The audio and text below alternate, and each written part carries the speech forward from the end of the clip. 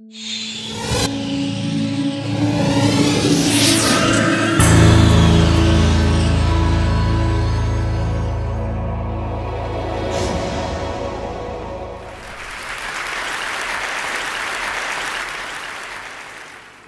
Luther King did not say, "I have a nightmare," when he inspired the civil rights movements. He said, "I have a dream." And I have a dream. I have a dream that we can stop thinking that the future will be a nightmare. And this is going to be a challenge, because if you think of every major blockbusting film of recent times, nearly all of its visions for humanity are apocalyptic. I think this film is one of the hardest watches of modern times, The Road. It's a beautiful piece of filmmaking, but everything is desolate. Everything is dead. And just a father and son trying to survive, walking along the road. And I think the environmental movement, of which I am a part of, has been complicit in creating this vision of the future. For too long, we have peddled a nightmarish vision of what's going to happen. We have focused on the worst-case scenario. We have focused on the problems. And we have not thought enough about the solutions. We've used fear, if you like, to grab people's attention. And any psychologist will tell you that fear in the organism is linked to the flight mechanism. It's part of the fight and flight mechanism. That when an animal is frightened, think of a deer. A deer freezes very, very still, poised to run away. And I think that's what we're doing when we're asking people to engage with our agenda around environmental degradation and climate change. People are freezing and running away because we're using fear. And I think the environmental movement has to grow up and start to think about what progress is. What would it be like to be improving the human lot? And one of the problems that we face, I think, is that the only people that have cornered the market in terms of progress is a financial definition of what progress is, an economic definition of what progress is. That somehow, if we get the right numbers to go up, we're going to be better off. Whether that's on the stock market, whether that's with GDP and economic growth. That somehow life is going to get better. This is somehow appealing to human greed instead of fear, that more is better. Come on, in the Western world we have enough. Maybe some parts of the world don't, but we have enough. And we've known for a long time that this is not a good measure of the welfare of nations. In fact, the architect of our national accounting system, Simon Kuznets, in the 1930s said that a nation's welfare can scarcely be inferred from their national income. But we've created a national accounting system which is firmly based on production and producing stuff. And indeed, this is probably historical. It had its time. In the Second World War, we needed to produce a lot of stuff. And indeed, we were so successful at producing certain types of stuff that we destroyed a lot of Europe, and we had to rebuild it afterwards. And so our national accounting system became fixated on what we can produce. But as early as 1968, this visionary man, Robert Kennedy, at the start of his ill-fated presidential campaign, gave the most eloquent deconstruction of gross national product that ever has been. And he finished his talk with the phrase that the gross national product measures everything except that which makes life worthwhile. How crazy is that our measure of progress, our dominant measure of progress in society, is measuring everything except that which makes life worthwhile? I believe if Kennedy was alive today, he would be asking statisticians such as myself to go out and find out what makes life worthwhile. He'd be asking us to redesign our national accounting system to be based upon such important things as social justice, sustainability, and people's well-being. And actually, social scientists have already gone out and asked these questions around the world. This is from a global survey. It's asking people, what do they want? And unsurprisingly, people all around the world say that what they want is happiness for themselves, for their families, their children, their communities. Okay, they think money is slightly important. It's there. but it's not nearly as important as happiness. And it's not nearly as important as love. We all need to love and be loved in life. It's not nearly as important as health. We want to be healthy and live a full life.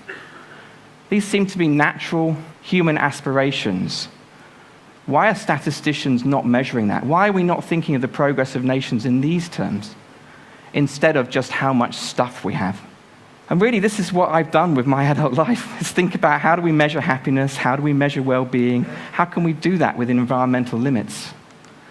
And we created at the organization I work for, the New Economics Foundation, something we called the Happy Planet Index. Because we think people should be happy and the planet should be happy, why don't we create a measure of progress that shows that? And what we do is we say that the ultimate outcome of a nation is how successful is it at creating happy and healthy lives for its citizens. That should be the goal of every nation on the planet. But we have to remember that there's a fundamental input to that, and that is how many of the planet's resources we use. We all have one planet, we all have to share it. It is the ultimate scarce resource, the one planet that we share. And economics is very interested in scarcity. When it has a scarce resource that it wants to turn into a desirable outcome, it thinks in terms of efficiency. It thinks in terms of how much bang do we get for our buck. And this is a measure of how much well-being we get for our planetary resource use. It is an efficiency measure. And probably the easiest way to show you that is to show you this graph. Running horizontally along the graph is ecological footprint, which is a measure of how much resources we use and how much pressure we put on the planet. More is bad. Running vertically upwards is a measure called happy life years. It's about the well-being of nations. It's like a happiness-adjusted life expectancy. It's like quality and quantity of life in nations. And the yellow dot there you see is the global average. Now there's a huge array of nations around that global average. To the top right of the graph are countries which are doing reasonably well in producing well-being, but they're using a lot of planet to get there. They are the USA, other Western countries going across in those triangles, and a few Gulf states in there, actually. Conversely, at the bottom left of the graph are countries that are not producing much well-being, typically sub-Saharan Africa. In Hobbesian terms, life is short and brutish there. Average life expectancy in many of these countries is only 40 years. Malaria, HIV/AIDS are killing a lot of people in these regions of the world. But now for the good news. There are some countries up there, yellow triangles, that are doing better than global average, that are heading up towards the top left of the graph. This is an aspirational graph. We want to be top left, where good lives don't cost the earth. They're Latin American. The country on its own, up at the top, is a place I haven't been to. Maybe some of you have. Costa Rica. Costa Rica. Average life expectancy is 78.5 years. That is longer than in the USA. They are, according to the latest Gallup World Poll, the happiest nation on the planet than anybody, more than Switzerland and Denmark. They are the happiest place. They are doing that on a quarter of the resources that are used typically in Western world. A quarter of the resources. What's going on there? What's happening in Costa Rica? We can look at some of the data. 99% of their electricity comes from renewable resources. Their government is one of the first to commit to be carbon neutral by 2021. They abolished the army in 1949. 1949. And they invested in social programs, health and education. They have one of the highest literacy rates in Latin America and in the world. And they have that Latin vibe, don't they? They have the social connectedness. The challenge is that possibly, and the thing we might have to think about, is that the future might not be North American, might not be Western European. It might be Latin American. And the challenge really is to pull the global average up here. That's what we need to do. And if we're going to do that, we need to pull countries from the bottom, and we need to pull countries from the right of the graph. And then we're starting to create a happy planet. That's one way of looking at it. Another way of looking at it is looking at time trends. We don't have good data going back for every country in the world, but for some of the richest countries, the OECD group, we do. And this is the trend in well-being over that time, a small increase. But this is the trend in ecological footprint. And so in strict Happy Planet methodology, we've become less efficient at turning our ultimate scarce resource into the outcome we want to. And the point really is that I think probably everybody in this room would like society to get to 2050 without an apocalyptic something happening. It's actually not very long away. It's half a human lifetime away. It's a child entering school today will be my age in 2050. This is not the very distant future. This is what the UK government target on carbon and greenhouse emissions looks like. And I put to you that is not business as usual. That is changing our business. That is changing the way we create our organizations, we do our government policy, and we live our lives. And the point is, we need to carry on increasing well-being. No one can go to the polls and say that quality of life is going to reduce. None of us, I think, want human progress to stop. I think we want it to carry on. I think we want the lot of humanity to keep on increasing. And I think this is where climate change skeptics and deniers come in. I think this is what they want. They want quality of life to keep increasing. They want to hold on to what they've got. And if we're going to engage them, I think that's what we've got to do. And that means we have to really increase efficiency even more. Now, that's all very easy to draw graphs and things like that, but the point is we need to turn those curves. And this is where I think we can take a leaf out of systems theory, systems engineers, where they create feedback loops, put the right information at the right point of time. Human beings are very motivated by the now. You put a smart meter in your home and you see how much electricity you're using right now, how much it's costing you, your kids go around and turn the lights off pretty quickly. What would that look like for society?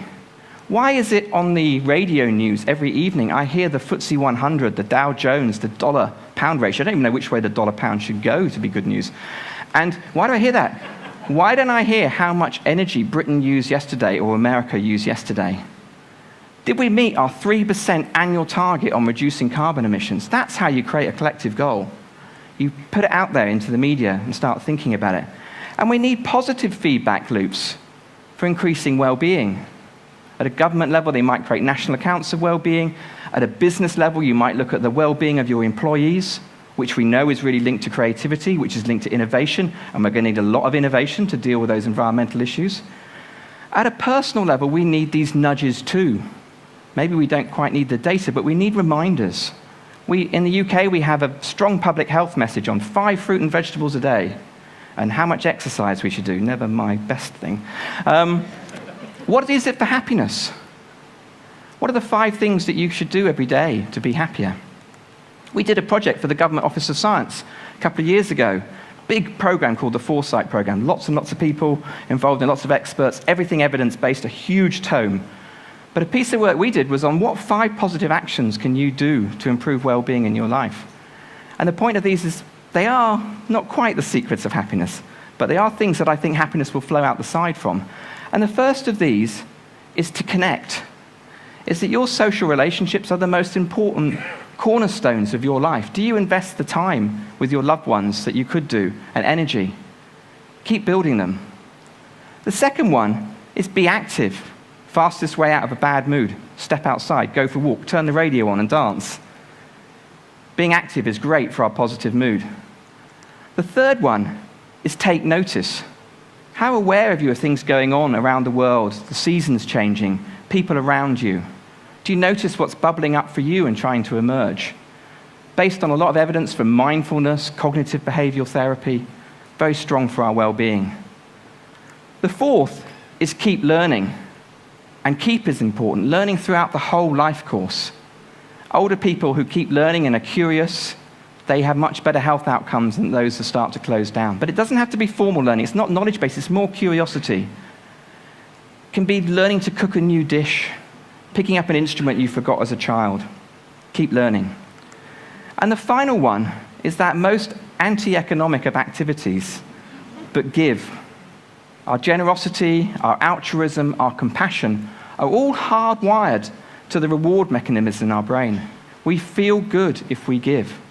You can do an experiment where you give 2 groups of people $100 in the morning. You tell one of them to spend it on themselves and one on other people. You measure their happiness at the end of the day, that those that have gone and spent it on other people are much happier than those that spent it on themselves. And these 5 ways, which we put onto these handy postcards, I would say don't have to cost the earth. They don't have any carbon content. They don't need a lot of material goods to be satisfied. And so I think it's really quite feasible that happiness does not cost the earth. Now, Martin Luther King, on the eve of his death, gave an incredible speech. He said, "I know there are challenges ahead, there may be trouble ahead, but I fear no one. I don't care. I have been to the mountaintop and I have seen the promised land." And he was a preacher. But I believe the environmental movement, and in fact business community, government, needs to go to the top of the mountaintop. And it needs to look out, and it needs to see the promised land, or the land of promise. And it needs to have a vision of a world that we all want. And not only that, we need to create a great transition to get there. And we need to pave that great transition with good things. Human beings want to be happy. Pave them with the 5 ways. And we need to have a signpost gathering people together and pointing to them, something like the Happy Planet Index. And then I believe that we can all create a world we all want, where happiness does not cost the earth.